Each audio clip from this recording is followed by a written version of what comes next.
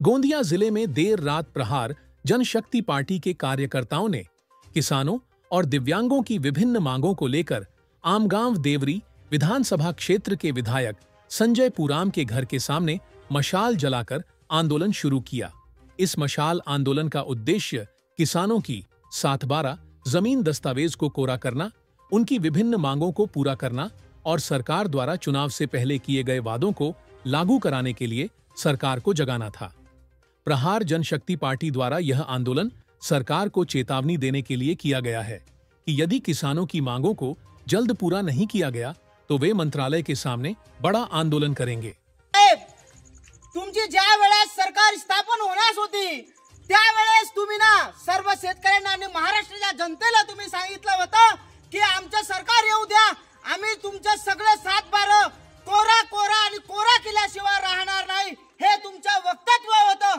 तरी सुद्धा त्या तुमच्या वक्तव्यावरून सर्व महाराष्ट्राच्या शेतकऱ्यांना तुम्हाला निवडून दिलं, तुमची सरकार स्थापन झाली।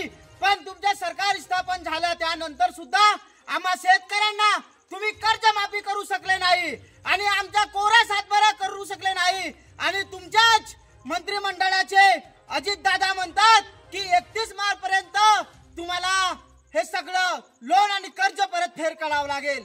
आणि तुम्ही एकीकडे म्हणता की आम्ही 7/12 कोरा करणार आणि दुसरीकडे तुमचे अजित दादा म्हणतात भरा। हे आमच्या शेतकऱ्यांची अन्याय झालेला आहे आणि हे अन्याय आम्ही शेतकरी सहन करणार नाही।